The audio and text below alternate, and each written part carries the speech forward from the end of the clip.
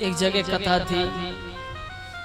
तो जब कथा होती है तो लोगों का भाव होता है कि पंडित जी हमारे घर भी आए। आज जैसे हम वकील साहब के यहाँ गए तो अपना प्रेम होता है कि ब्राह्मण आए, कौन किसके यहाँ। और हमारे गुरु जी तो एक बात कहते हैं, अरे बाप रे, ना कोई काई को खावे और ना कोई काई ये खवावे, ये दुनिया में सब अपना अपना लिखा के लामे, न जाने किसके भाग्य से कितना तुमको क्या मिल जाए ये कोई नहीं जानता, किसके भाग्य से। और ये तुम्हारे द्वारे पे यदि कोई मांगने आए ना तो कभी खाली मत जाने देना। जैसा तुम्हें परमात्मा ने दिया ऐसा कुछ ना कुछ जरूर देना।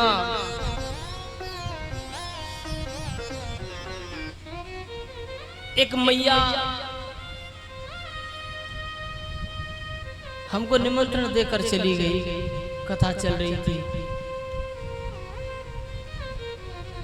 मैया ने निमंत्रण दे दिया। अब हमने देखा था तो हम देख कर ही समझ गए गरीब मैया है, लेकिन हमने मना नहीं किया। हमने कहा मैया आपके घर हम पहले आएंगे। हाँ, तो राम जी मैं सच कहता हूँ, भगवान की सेवा भगवान की गद्दी है ये।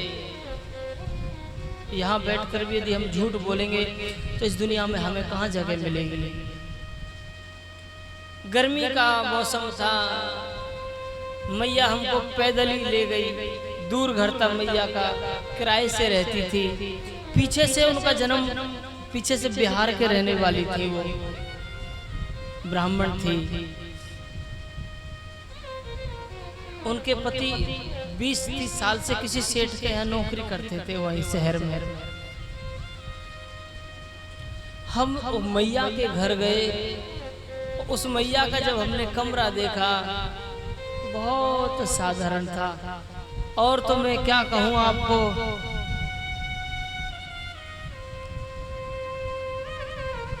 उस मैया के उस रूम में लाइट तक नहीं थी,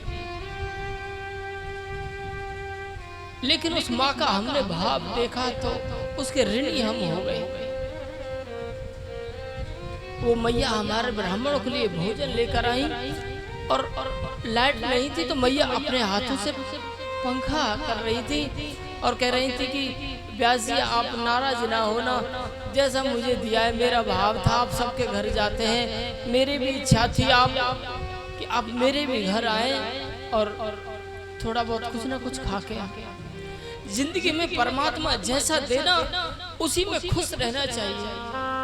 और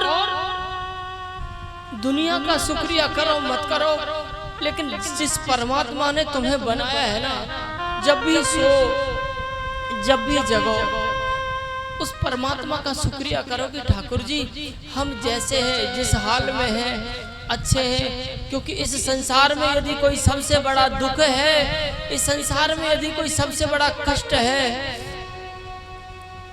तो आज के युग में साहब गरीबी सबसे बड़ा श्राप है।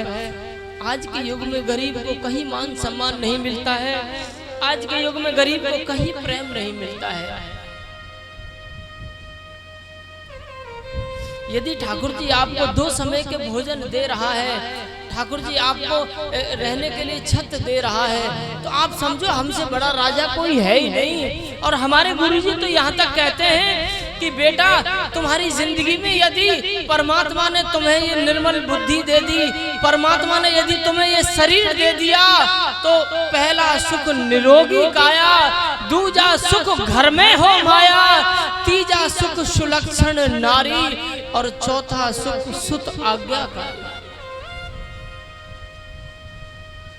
इस संसार में 4 सुख हर किसी के भाग्य में नहीं है। यदि इन 4 सुखों में तुम्हारे जीवन में कुछ भी है तो आप भगवान का रोज शुक्रिया अदा करो कि मालिक हमसे बड़ा सुखी कोई नहीं है।